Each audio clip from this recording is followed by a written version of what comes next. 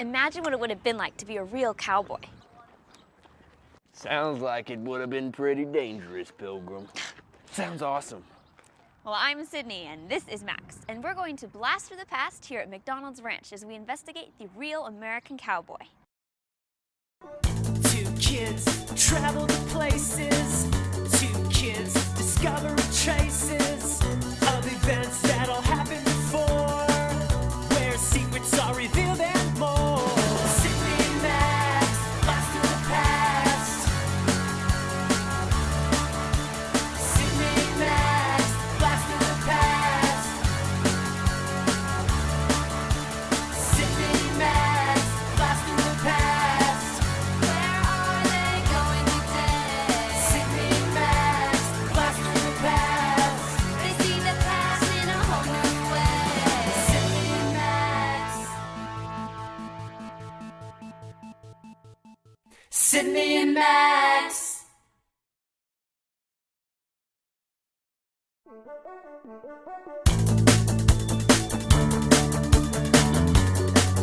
Come on, Doc said to meet him by the horses. All right, this is how I like it. I finally feel like I'm in the Old West. Doc said that he was going to tell us all about real cowboys. I don't need Doc to tell me that one. I learned from the best, John Wayne.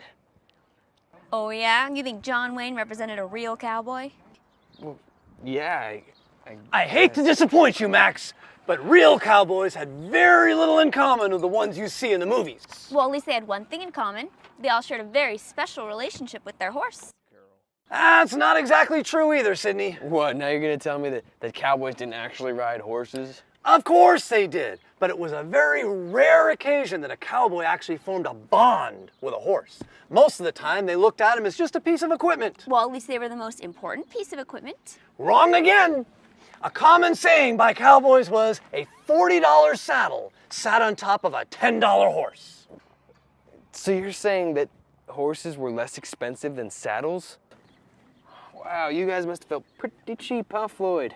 You know, if I was a horse, I would just ride off with the saddle and hold it for ransom.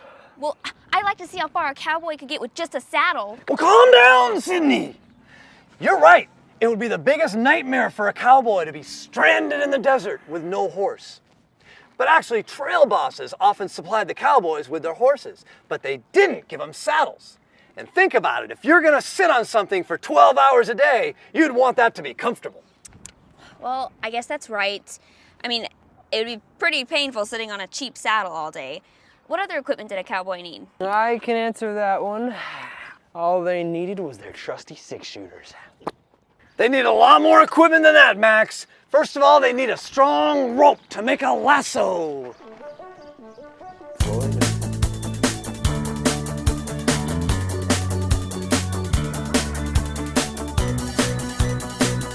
You know, I could stand here for hours and tell you kids stories about the Old West. Oh, wow, Doc, that sounds great. But don't you have some work to get to or something?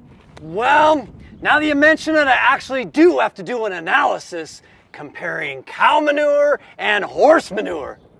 But That sounds really, really important, Doc. You should probably get to that right away, right, Sydney? Yeah, we can explore this place ourselves. well, okay. But if you need me, you know where to find me. Yeah, in a pile of horse poo. What are you doing? We have to go look around. No, you have to look around while I sit here. Thought you were interested in the cowboys. I was until he said that saddles were more important than horses and hats and lassos were more important than six-shooters. Well, it makes sense. How could they take down a 1,000-pound cow without a lasso? And they needed hats to protect them from the sun and to hold water. I just had this awesome image of a cowboy riding the range, shooting up a bunch of outlaws with his trusty gun. Well, Doc said he had to protect the herd. Yeah, but he said that their biggest threats were crossing through deep streams and stampeding cows and for some reason lightning. But think about the responsibility they had. These herds usually represented somebody's life savings. Yeah, because responsibility is really interesting. And riding a dusty trail all day with a bunch of stinky cows sounds like a lot of fun. Well, I know something that'll cheer you up. Come on. Better have something to do with food.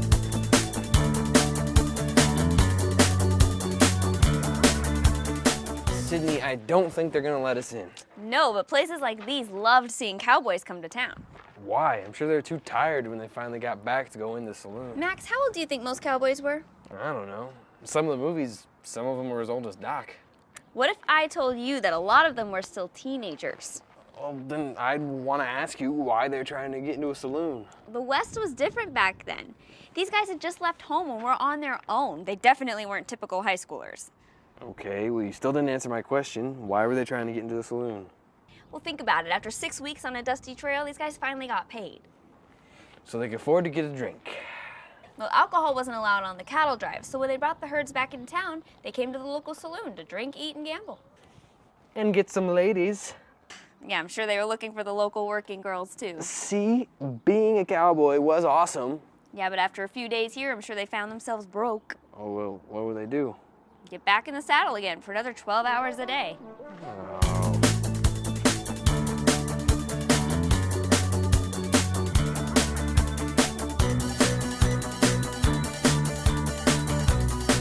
Why are we walking in the middle of the desert? Well, you were so interested in cowboys and cattle drives, I figured you'd want to see what an actual trail looked like. You mean this is what it was actually like? How'd they even find trails like this? Well, Doc said that most of the long drives started in Texas with cows called longhorns. I don't see why anyone would want to live here. I think as people started to move west, they found different ways to make money. Well, why didn't they just go to California and look for gold? Well, the gold rush started in 1849, but most of the long drives took place after the Civil War. So you're saying that the cattle drive started after people had already started to settle in the West? An awful lot of people had caught gold fever. Let's go see the cows. I'd rather go see a steak. Sydney and Max. So the cattle run started in Texas, but where'd they move to? Well, in 1860, they moved it up to Kansas because that's as far as the railroad went. Railroad? What's that have to do with anything?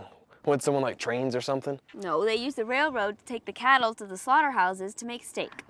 Are you still hungry? Not really. Wonder what happened to them, though. What, when they went to the slaughterhouse? I think we can guess. Not the cows, the cowboys.